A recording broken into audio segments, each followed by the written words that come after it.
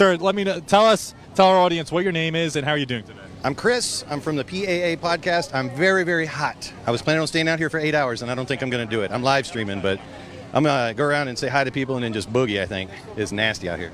Yeah. Donald Trump has held multiple rallies in outrageously hot places. He held one in Phoenix, Arizona just the other day, and today he held one in Las Vegas, Nevada while it was 110 degrees, and people were spotted leaving because of the weather. A few minutes after Marjorie Taylor Greene took the stage, this is personally when I would have left. She starts rambling about electric vehicles and gas prices. And you think gas prices are high now?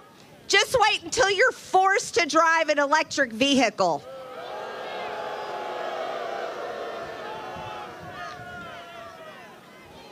Do they all think that electric cars are powered by gasoline, and then they say that Biden is the one that's out of it? But there's more to the clip. Exactly. Yes.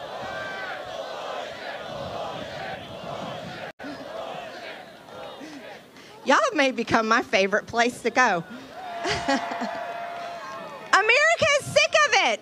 When did politicians begin to feel this need to constantly act like stand-up comedians? I mean, it's okay to be funny and charismatic every once in a while, but Marjorie Taylor Greene, Donald Trump, they are constantly just making jokes and nicknames. There's no substance, there's no policy to anything that they say, and it gets kind of tiring after a while. At this point in the rally, a plane flew by that said, "Orange County votes Biden 2024. Marjorie Taylor Greene rambled for a little bit longer, then Donald Trump took the stage and began rambling about suicide. This prompted Ron Filipkowski to say, he's gone full Jim Jones now. There's a lot of parallels between Donald Trump and Jim Jones, but first, play the clip. Wouldn't it be incredible? He's gone to 250 if he voted for Biden. He's going to vote for Biden. I don't think so. I think it would be suicide before Biden, right? Donald Trump makes a joke about suicide, and Ron Filipkowski makes a comparison to Jim Jones, but at this point, I think Jim Jones would have killed to have the nationwide devoted cult that Donald Trump has. People that would raid the Capitol for him, disrupt the peaceful transfer of power for him, refuse to wear masks and die for him. They are about one step away from drinking the Kool-Aid.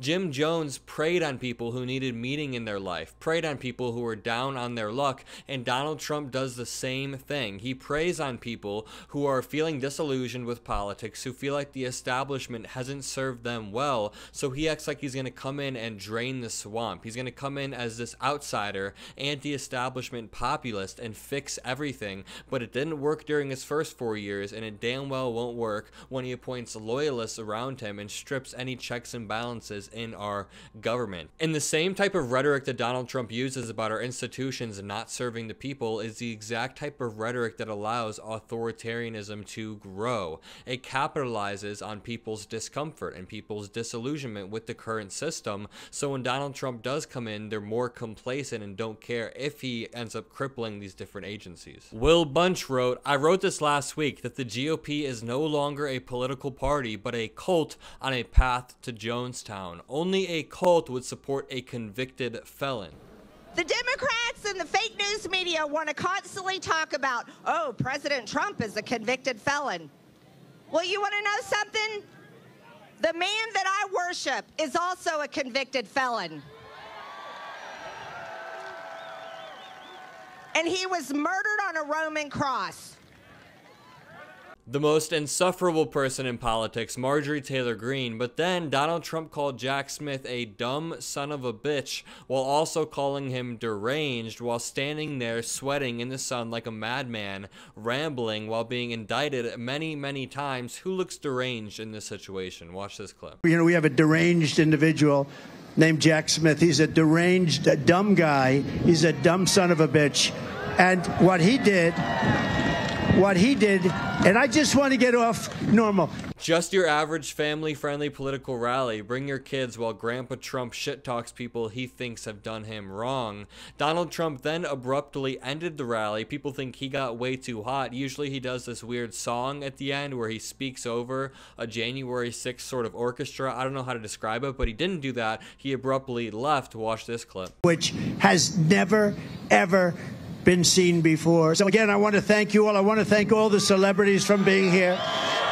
And We have great celebrities. Marjorie, thank you for coming up from Georgia. Get out and vote. You have a big voting day tomorrow. Get out and vote. And you have some unbelievable people. Just get out and you vote. And I will see you soon. We're going to spend a lot of time in this state. If we win Nevada, we win the whole thing. We win the whole thing.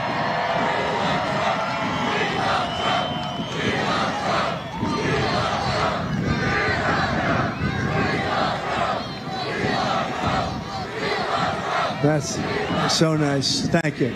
I mean, I'm looking back there as far as the eye can see. Get out, vote. We're going to make America great again, greater than ever before. We're going to do it fast. Thank you. God bless you. God bless you, everybody. Ladies and gentlemen,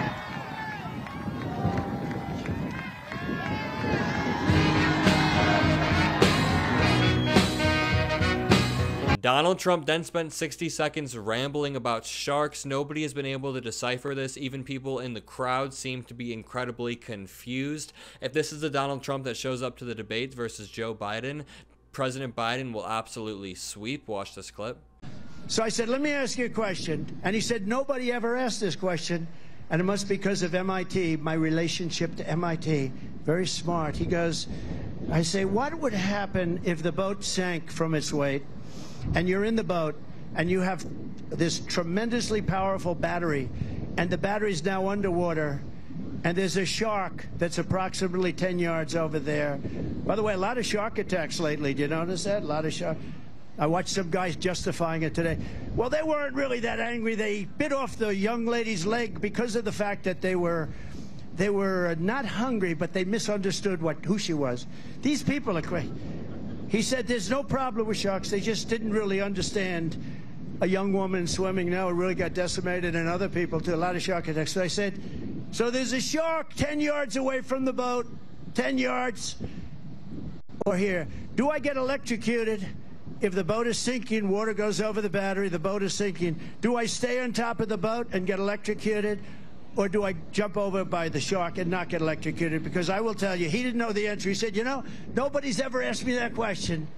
I said, I think it's a good question. I think there's a lot of electric current coming through that water. But you know what I'd do if there was a shark or you get electrocuted? I'll take electrocution every single time.